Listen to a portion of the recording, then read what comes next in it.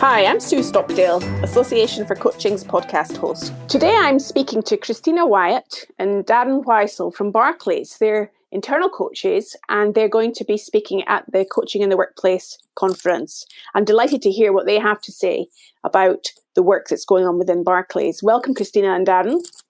Hi, Sue. Hi. Lovely to speak to you today. Now, tell me about what your roles are within Barclays. What is it involve being an executive coach and coach supervisor? It's an incredibly fulfilling and empowering role, to be honest.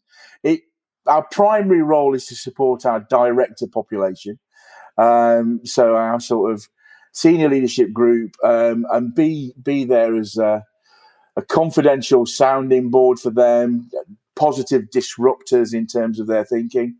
In addition to the one-to-one coaching, we provide team coaching support for those leaders that we work with and their teams. We provide supervision to our colleagues across the business who coach as well. We're not the only coaches within Barclays. There are 4 of us who work within our business area, but there's another 2 groups of coaches who work within Barclays doing an amazing job working with our sort of stakeholders within the business. It's fun, it's engaging, no day's the same. Sounds exciting. Is that full-time roles for both of you, or are you doing other things within Barclays as well? Yeah, so we're both full-time internal coaches. And like we said, we're a team of 4. So there's our colleagues, Helen and Vera as well in our team. Darren and I are both trained coaching supervisors as well. So that means we're able to support with internal supervision for the other coaches within the organisation, but also some people that do coaching off the side of their desks in their other roles as well. So when somebody wants to book a coaching session within Barclays, are you acting in a way like entrepreneurs within the business, that they just get in touch with you and book a session in a slot that you have available? How does it work? So we work with our stakeholders. So that will be the different managing directors within the organisation, with our HR colleagues as well. So sometimes colleagues will come directly to us and looking for that coaching support. Sometimes they're referred through their line managers or our HR faculty. So it comes from different areas. But we definitely, from word of mouth, demand is there. There's a lot more demand. Darren, I'm not sure if you'd add anything else. I just emphasise really is the 2 channels is one that's through recommendation because they're high potential leaders, or they've been determined that they could do with some support in terms of their career development, in terms of where they want to go. But also that organic piece is really important. And actually, I would say most of our work is now organic. We're generating a pipeline of clients through word of mouth. Well, it's nice to have that success generate business for you and more coaching clients. One of the things I'm curious to know from both of you is how typically long are the coaching sessions that you engage with people in? Because, as an external coach, very often people are working with clients for perhaps a couple of hours at a time in a coaching session. I'm imagining that doesn't work in quite the same way internally, or does it? I would say that it does in many sort of aspects. I mean, our coaching assignments with the client can be anything from a short period to a long period. And I say long period, what we say is that actually we probably work with no longer than a year to 18 months with the same client without actually a break or them go to working with another coach at some point. But in terms of those individual coaching, it can be as much as or as little as 20 minutes to a 2-hour sort of window. I would, from my personal perspective, most of my calls with my clients, I would say, fall within the hour to 90-minute category, but we do flex depending on needs. So, for example, a client might be wanting to develop the habit of reflexivity and reflection. So we might have a 20-minute call on a weekly basis for a period of weeks to develop that habit and then extend it from there. Christina, I don't know whether you've got any insight on that? No, I think you're right, Darren. I think it really does vary on the individual. I think the great thing about being internal coaches is that colleagues can come to us in the moment, that actually we're there if something crops up and actually they do need that in the moment coaching, that we are available to them. So that goes from anything from that, 30-minute catch up to potentially, like Darren said, a longer 2-hour session. And it just varies depending on the client and their needs. And one of the things, of course, as a coach that's really important for us to do is to have effective contracting at the start of a session. And I'm wondering how that works within Barclays, particularly around the measures of success, how you introduce that idea of measuring the effectiveness of what you're doing. Another great question. I think it's very similar if it was working with an external sort of coach. We try to emulate best practice through the global code of ethics. So yes, absolutely, we do contract with our clients. We do establish clear outcomes. And we do that often in partnership, not always in partnership, with a 3-way contracting model with their managing directors. It depends on that individual's agenda at that point in time. But we often look at 3 aspects. We look at what the individual's needs are. We look at what their team's needs are. And then we determine what the business outputs are as well. We try to triangulate that approach through contracting with the individual and then contracting as well with their stakeholders where it's appropriate to do so. And that ensures that we focus on the right outcomes. At the heart of it all is the client's individual agenda. That's what we're actually clear on, is that we're there to support them and their interests. So we'll do that at the start of the relationship, and that's often inbuilt in that discovery session. So we have a chemistry session, discovery session with all of our clients and build the relationship from there. Strong foundations. And then how do you measure the effectiveness? So imagine, I'm hearing you say you might get a measure of success from their team. How do you know that your coaching intervention has worked, say 3-6 months down the line afterwards? So there's the 2, I guess, bits that we look at. So we obviously, we will evaluate where we're at with the coaching halfway through the journey. And then at the end, currently at the moment, we look at actually with the colleague recommend our coaching service to another colleague, and also how they were satisfied with the experience. But I think the other thing that we do with them is that wraparound. So at the end of the coaching journey, that we would sit down again with their line manager and with them to look at that, actually what's changed as a result of the coaching. And again, one of the benefits of being internal coaches is that we can follow up with the clients 3-6 months down the line to see actually has that sustained and what any further support they might require. So it sounds very similar to what an external coach might do in terms of the importance of measuring success there. I'm also imagining for both of you, I'll just put this one to Christina first here, around the importance of confidentiality and trust, because you are within the organisation, and that obviously makes a difference to how willing they are to share things, perhaps. What's your experience of how that plays out in your role? Yeah, I think, that's really important, and that, psychological safety and building them relationships with our clients is always that's the fundamental part. I think as an organisation, we've got that really well set up that actually we do go back and maybe talk about themes that our clients are talking about, but from a confidentiality space, that everything they talk to us, one-on-one, as long as, again, it's meeting the global code of ethics, that the confidentiality will stay between us. Do you experience the same, Darren? Yeah, absolutely. I mean, we've got to look at the relationship as a whole, and maintaining objectivity is absolutely critical. And we're really mindful as internal coaches that we can be part of the furniture if we're there too long. So we've got supervision to protect us. So both Christina and I engage in our own supervision on a regular basis. We also engage with supervision across the group with our sort of peers to make sure that we're minimising the impact of being internal coaches as much as we can.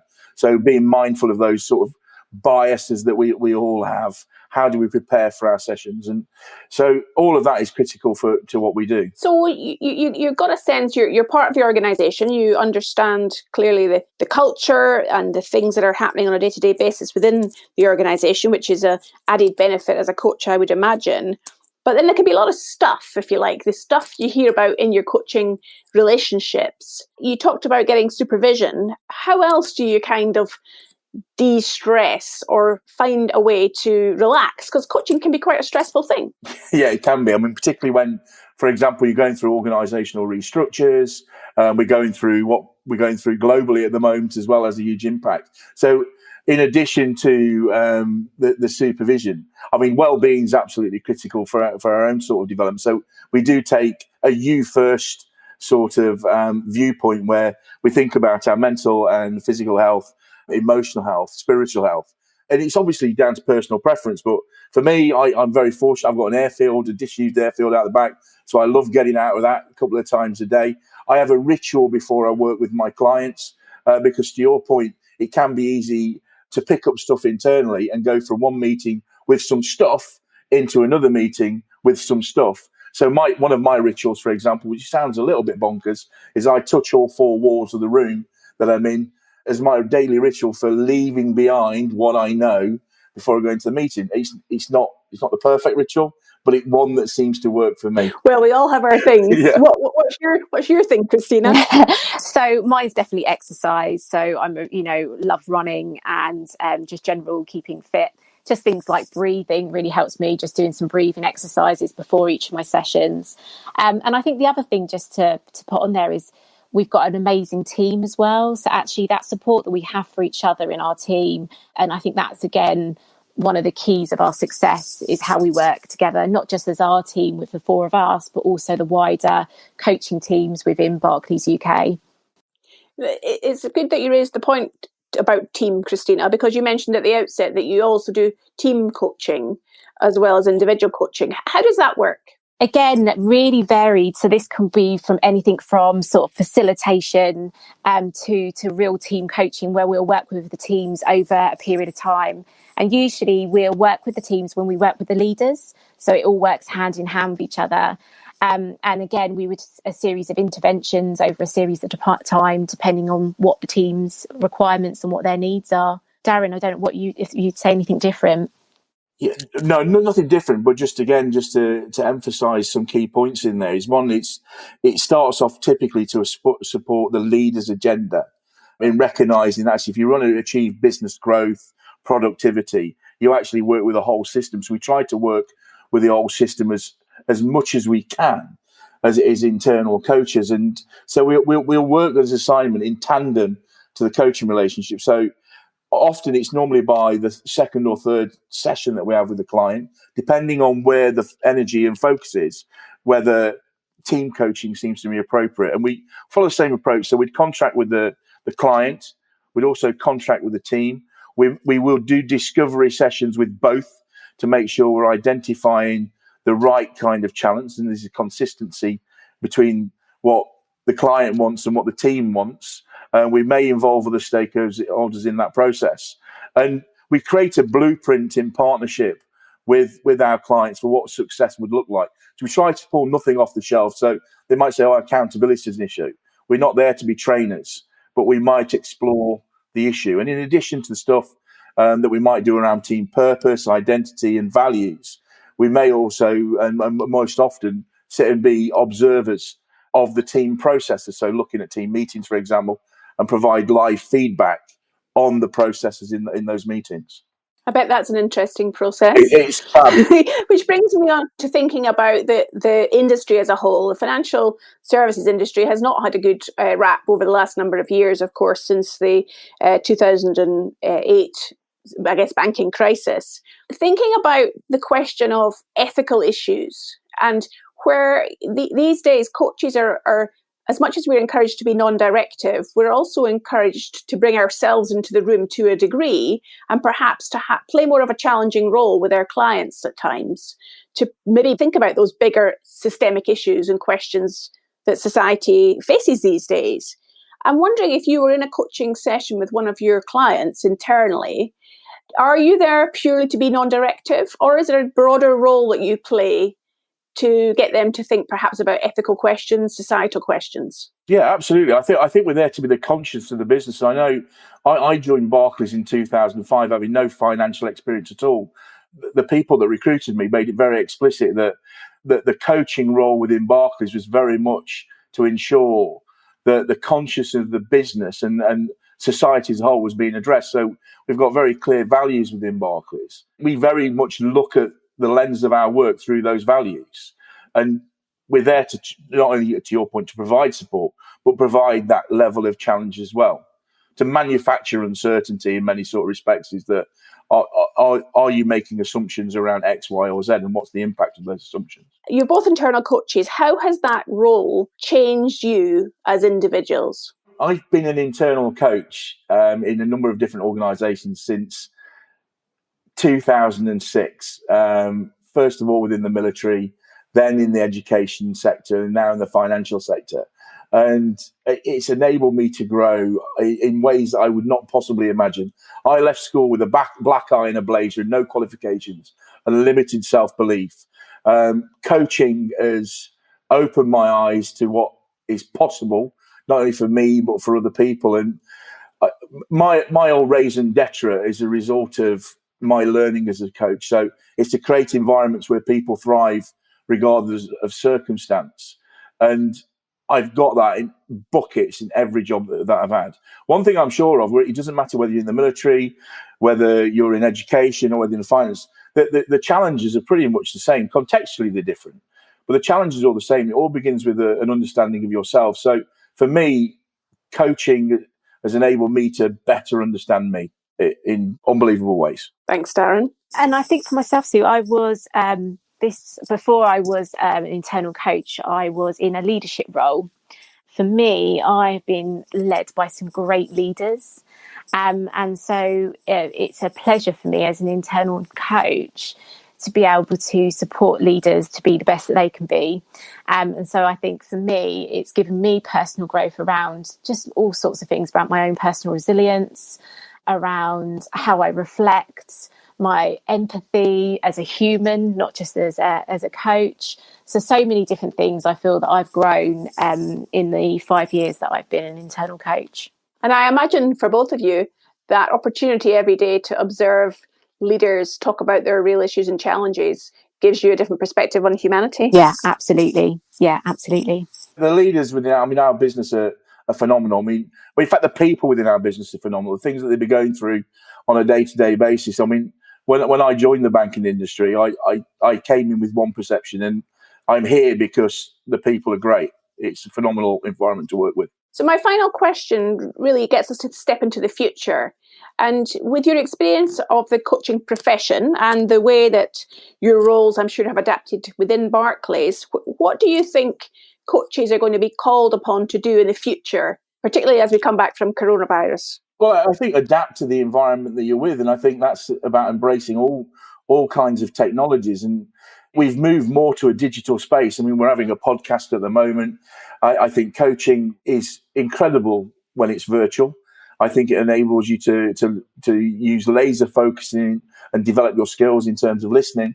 And I think it's continuing to do what we've always done, really, which is to disrupt people's thinking in a positive way, to manufacture that uncertainty. Because only then we can continue to grow as society as a whole, when we challenge thinking at every level. Thanks, Darren.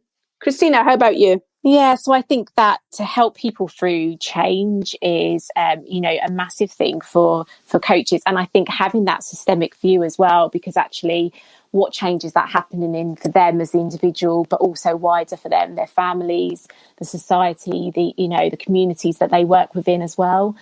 So I definitely see that as, a fundamental part of our roles as coaches going into the future. Well, it's been a real pleasure to talk to both of you today, and I'm sure our listeners will want to learn more about your topic by getting involved in your conference presentation. So thank you for your time. No, thank you, Sue. Thank you so much.